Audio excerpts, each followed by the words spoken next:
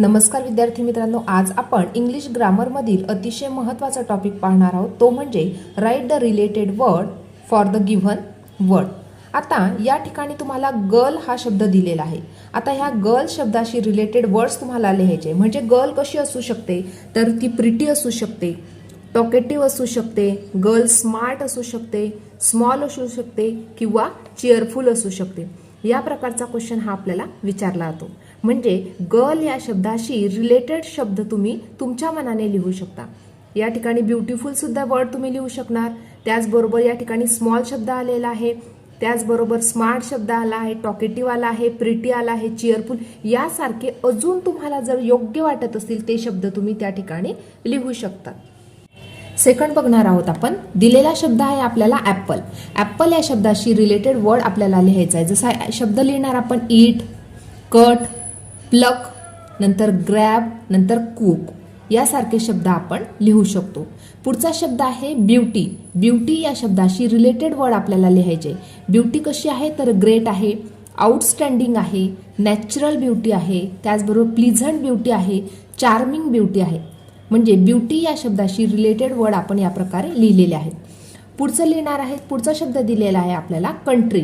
आता या कंट्री या शब्दाशी रिलेटेड शब्द आपल्याला लिहायचे आहेत। जसे की पहिला शब्द आपण लिहून घेतला या ठिकाणी लँड, नंतर गव्हर्नमेंट, नंतर पीपल। कंट्रीमध्ये पीपल असतात, गव्हर्नमेंट असते, जमीन असते म्हणजे लँड असतं, नंतर सिटीज असतात, नंतर कंट्रीला बाउंड्रीज असतात। म्हणजे या प्रकारचे वर्ड्स आपण लिहून घेतले आहे। याच्या व्यतिरिक्त जर तुम्हाला अजून शब्द आठवत असतील ते सुद्धा आपण लिहू शकतो। पुढचा शब्द बघूया सेन्सिबल। आता बघा, सेन्सिबल या शब्दाशी रिलेटेड वर्ड आपण लिहिले आहे जजमेंट, नंतर ॲडव्हाइस, नंतर आयडिया। पुढचा शब्द लिहिला आहे आपण पर्सन। पर्सन कसा आहे, तर सेन्सिबल आहे की नाही। पुढचा शब्द आहे आर्ग्युमेंट। या प्रकारे आपण सेन्सिबल या शब्दाशी रिलेटेड वर्ड या प्रकारे लिहिले आहे। पुढचा शब्द बघूया आणि आपल्याला शब्द दिलेला आहे रेस्क्यू। रेस्क्यू या शब्दाशी रिलेटेड शब्द आपल्याला लिहायचे आहे। हे दिलेल्या शब्दांच्या व्यतिरिक्त शब्द सुद्धा तुम्ही लिहू शकता। या ठिकाणी आपण शब्द लिहून घेतले आहे इझिली, ब्रेवली, बोल्डली, करेजियसली आणि हिरोइकली। या प्रकारचे शब्द आपण लिहिलेले आहे।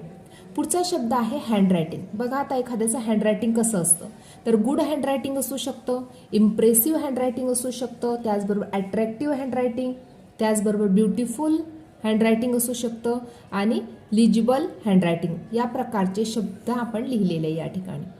पुढचा शब्द आहे बँक। आता या बँक शब्दाशी रिलेटेड शब्द आपल्याला लिहायचा आहे। पहिला शब्द लिहिला आहे आपण सेव्ह, दुसरा शब्द लिहिला आहे विथड्रॉ, पुढचा शब्द लिहिला आहे कलेक्ट, पुढचा शब्द आहे इन्व्हेस्ट आणि अजून शब्द लिहून घेतला आहे डिपॉझिट। म्हणजे बँकेमध्ये आपण एवढ्या गोष्टी करू शकतो आहे की नाही, म्हणून बँक या शब्दाशी हे सर्व शब्द रिलेटेड शब्द आहे। पुढच्या ठिकाणी आयडिया शब्दाशी रिलेटेड शब्द आपल्याला लिहून घ्यायचे आहे। या ठिकाणी स्ट्रेंज, नंतर good idea, wrong idea, sensible idea, practical idea. म्हणजे या ठिकाणी आयडिया शब्दाशी रिलेटेड हे शब्द आलेले आहेत। पुढचा शब्द बघूया। पुढचा शब्द आहे ग्रोईंग। आता या ठिकाणी ग्रोईंग या शब्दाशी रिलेटेड शब्द आपल्याला लिहायचे। जसं या ठिकाणी आपण लिहिलं आहे कंट्री, पॉप्युलेशन, प्लांट्स, इंडस्ट्रीज आणि क्राईम्स। या ठिकाणी या सर्व गोष्टी कशा आहे, ग्रो होणाऱ्या आहेत, म्हणून या ठिकाणी ग्रोईंग या शब्दाशी रिलेटेड वर्ड आपण या प्रकारे लिहून घेतलेले आहे।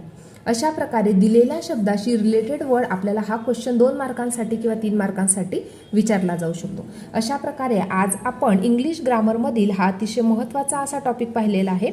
आजचा व्हिडिओ कसा वाटला ते नक्की कमेंट करून कळवा आणि व्हिडिओला लाईक, शेअर आणि सबस्क्राईब करायला विसरू नका मित्रांनो। धन्यवाद।